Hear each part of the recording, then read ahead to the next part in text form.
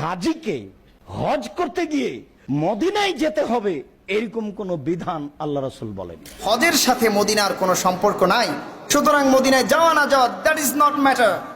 আমি হজে গেলাম, হজ আদায় করলাম, হজ হয়ে যাবে। পড়েন নাউজুবিল্লাহ। আর একটু জোরে বলেন নাউজুবিল্লাহ। আল্লাহ থেকে রাসূল কখনো বাদ দেয়া যাবে? কোরআন থেকে হাদিস কখনো বাদ দেয়া যাবে? বুঝে শুনে জবাব দেবেন কিন্তু। মাহবুব থেকে হাবিবকে কখনো ডিলিট করা যাবে? প্যারে হাজিরিন, আওয়াজ দিয়ে বলেন, তাহলে মক্কা থেকে কখনো মদিনাকে আলাদা করা যেতে পারে? যখন কোনো বান্দা হজ করতে গিয়ে এমনটা চিন্তা করবে যে মদিনা ডাজন্ট ম্যাটার, তখন কি হবে জানেন? ওই ব্যক্তি যেন মক্কার সাথে কম্পেয়ার করতে গিয়ে মদিনারে বাদ দিয়ে দিল। মদিনার মধ্যে কে আছে? হাবিবে কিবরিয়া নবী দু জাহান, সুবহানাল্লাহ। যখন রাসূল আকরাম সাল্লাল্লাহু তাআলা আলাইহি ওয়াসাল্লামের ওই ভূমিকে বাদ দেয়া হয়, ওই বান্দাটার বান্দার কাতারে থাকে না, বেয়াদবের কাতারে চলে যায়। নাউজুবিল্লাহ, নাউজুবিল্লাহ বলেন। আপনি যেই মতবাদের হন, অনুরোধ থাকবে আমার ভাই, আপনার কল্যাণে আমি বলছি, আপনি আমার ভাই। কিয়ামতের মাঠে আমি দাঁড়ালে আমাকে জিজ্ঞেস করবে, তুমি যে খতিব ছিলা, তোমার সামনে তোমার আল্লাহর বান্দারা ছিল, তোমার ভাইয়েরা ছিল, তাদের কল্যাণে কোন কোন কথাটা তুমি বলেছো? জিজ্ঞেস করবে কি করবে না? প্যারে হাজিরিন, ওই ফিলিংস থেকে বলছি, ওই ইন্টেনশন থেকে বলছি।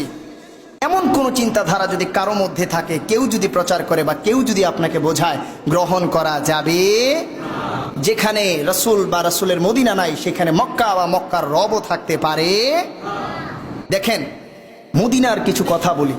আল্লাহ তাআলার কাছে নবী করিম সাল্লাল্লাহু তাআলা আলাইহি ওয়াসাল্লাম সরাসরি দোয়া করেছেন, আল্লাহুম্মা জাল বিল মাদিনাতি দুইফাই মা জাআলতা বিমাক্কাতা মিনাল বারাকা। আল্লাহ, তোমার মক্কার মধ্যে তুমি অনেক বরকত দিয়েছো, সুবহানাল্লাহ।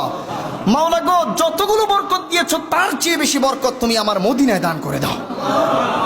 আর জোরে পড়েন সুবহানাল্লাহ। জবাব দিন বুঝে শুনে, ওই মদিনায় যাওয়ার দরকার আছে না নাই?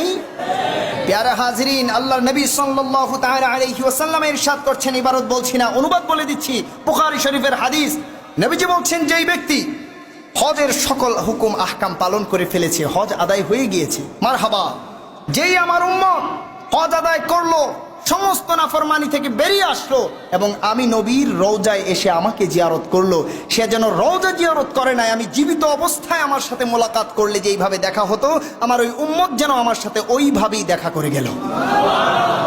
শুধুমাত্র তাই নয়, আমি নবী বলে দিয়ে গেলাম, কিয়ামতের মাঠে যখন আমি দাঁড়াবো, ওই সময় আমি নবীর পাশে যেই সমস্ত আমার প্রিয় উম্মতরা থাকবে, আমার প্রিয় উম্মতরা যারা আমার পাশে